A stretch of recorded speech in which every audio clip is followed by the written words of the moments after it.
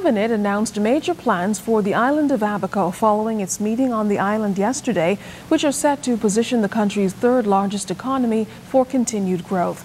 Our Andrew Knowles was on the island for the announcements in the run-up to the North Abaco by-election. Prime Minister Perry Christie and members of his cabinet revealing substantial plans to improve Abaco's infrastructure, which would inevitably help to boost that island's economy.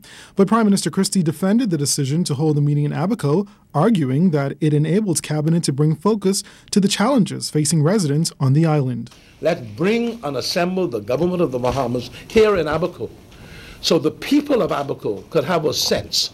Okay, notwithstanding the election and notwithstanding the criticism of electioneering, but the people of Abaco could see that we are bringing governance to them. Equally as important, if not more, ministers of the government, right, will see firsthand and experience firsthand the conditions that they sit in New Providence and try to administer.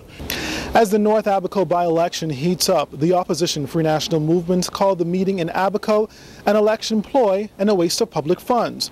But here's how Mr. Christie responded. Whether or not we win the seat of North Abaco will not affect the governance of the Commonwealth of the Bahamas. Yes. And will not affect the decisions that we will make with respect to Abaco. That's right. We are going to ensure that we get the maximum results from the infrastructural commitments. Highlighted among the proposed improvements for the island are roadworks. Deputy Prime Minister and the Minister of Works Philip Davis announced that the government intends to spend just over $1 million to fix the deplorable state of roads in Marsh Harbor, Dundastown, Murphytown, Great Abaco, and Green Turtle Key. Health Minister Dr. Perry Gomez also providing some good news for residents as it pertains to the construction of the island's mini hospital.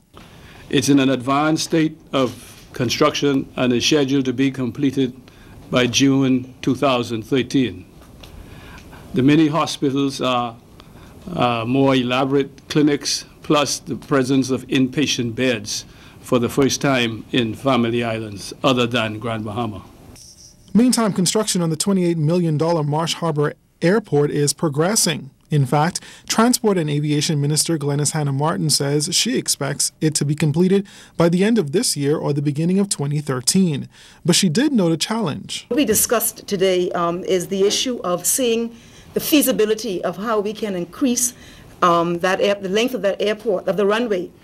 There are some difficulties topographically, which would not have been encountered in the ideal location because there was room for expansion as Abaco expanded. And so that is what we're grappling with now. Now, it is the intent of the Prime Minister to hold a cabinet meeting in the nation's second city as well. Mr. Christie says he hopes to inform his administration by this week when that will occur. Andrew Knowles, ZNS News Network.